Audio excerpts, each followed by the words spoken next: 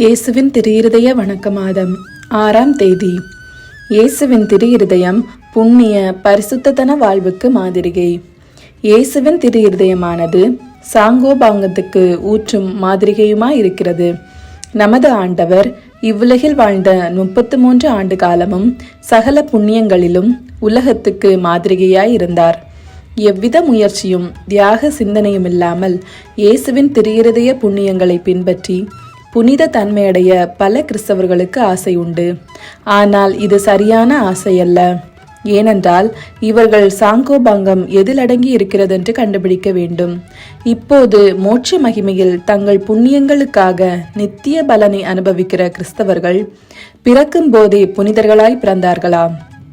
தேவ கொடைக்கு காது கொடுத்து தங்கள் விருப்பு வெறுப்புகளை வென்று தேவ காரியங்களிலும் கிறிஸ்தவர்களுக்குரிய புண்ணிய பயிற்சியிலும் தங்களை முழுதும் தாராளமாய் கையெழுத்ததினால் அல்லவா பரிசுத்த தனத்தை அடைந்தார்கள். நாமும் எவ்விதத்திலும் உத்தம கிறிஸ்தவர்களாயிருக்க நல்ல தீர்மானம் செய்து சாகும் மட்டும் அதை காப்பாற்ற நம்மாலான முயற்சி செய்வோம். இயேசு கிறிஸ்துவின் அன்புக்காக நமது சாதாரண செயல்களை உத்தமமாய் செய்து நமது அனுதின கடமைகளை பிரமாணிக்கமாய் நிறைவேற்றி கிறிஸ்தவர்களுக்குரிய புண்ணிய பயிற்சியில் நாள்தோறும் விருத்தியடைவதில்தான் மீட்பு அடங்கியிருக்கிறது. வணிகர்களை பாருங்கள். லாபமடைய எப்போது மிக்க அபூர்வமான நேரம் வருமென்று காத்து கொண்டிருக்கிறதில்லை.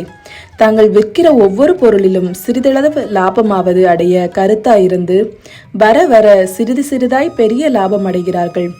விவிலியத்தில் இயேசு இரட்சகர் நாம் இந்த உலகத்தில் ஞான வியாபாரிகளாய் இருக்கிறோம் என்று எடுத்து காண்பித்து தாம் வருகிற வரையில் நன்றாய் வியாபாரம் பண்ண வேண்டுமென்றும் சொல்லுகிறார்.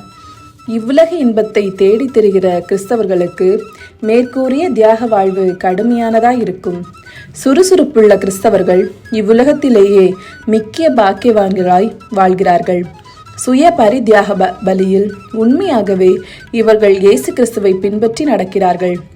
தேவ அன்புக்காக செய்கிற இந்த பலிகளில் உள்ள சுமையை திவ்ய இயேசுவின் கொடைகளும் ஆசீர்வாதமும் எளிதாக்குகிறதோடு கூட தெய்வ ஊழியத்தில் தாராள குணமுள்ள இவர்களுடைய இதயத்தை ஞான ஆறுதலால் நிரப்பவே இவர்களுடைய முகத்தில் சந்தோஷ கதிர் வீசுகிறது. அநேக கிறிஸ்தவர்களுக்கு தாங்கள் வேத படிப்பினைப்படி ஒழுங்காய் நடக்க வேண்டும் என்கிற ஆசை இருந்தாலும் எனக்கு நேரமில்லை என்பார்கள். உண்மையும் உறுதியான நல்ல மனதில்லாமைதான் குறை. உலகத்தில் ஒரு நல்ல நிலைமைக்கு வர அல்லது சீரும் செல்வாக்கும் பெற ஓர் அரசு வேலையை பெற அவர்கள் விரும்பும் போது அவர்கள் நடக்கிற விதம் எப்படி என்று பார். தங்கள் உடல் நலத்தையும் பலத்தையும் கவனியாமல் ராப்பகலாய் எவ்வளவு உற்சாகத்தோடு உழைக்கிறார்கள். தாங்கள் கொண்ட கருத்து நிறைவேறும்படி என்ன களைப்பு தவிப்பு வந்தாலும் அவர்கள் அதை கவனிக்காமல் இருக்கிறார்கள். உலக காரியங்களில் இவ்வளவு ஆர்வம் இருக்கும்போது ஊழியத்தில் திரு பக்தர்களுக்கு எவ்வளவு தாராள குணம் உண்டாக வேண்டும். இயேசுவின் திரு பிரியப்பட பரித்தியாகங்கள் செய்யாதிருக்கலாமா? ஒரு கிராமத்தில் கத்தோலிக்க போர் வீரன் இருந்தான். இவன் நாள்தோறும் தன் ஊருக்கு பக்கத்தில் இருந்த கோவிலுக்கு போய் அங்கே தேவ நற்கருணை முன்பாக அரசன் முன்னிலையில் போர் வீரன் பாரா கொடுப்பது போல் அசையாமல் 1 மணி நேரம் நின்று கொண்டிருப்பான். இவன் நாள்தோறும் இப்படி சென்று வருகிறதை கண்ட ஒரு குருவானவர் இவனுடைய பக்தியின் அடையாளத்தை பற்றி சற்று புகழ்ந்து பேசி, ஏன் இப்படி நாள்தோறும் காவல் காப்பவனைப் போல நின்று வருகிறாய் என்று கேட்பார்.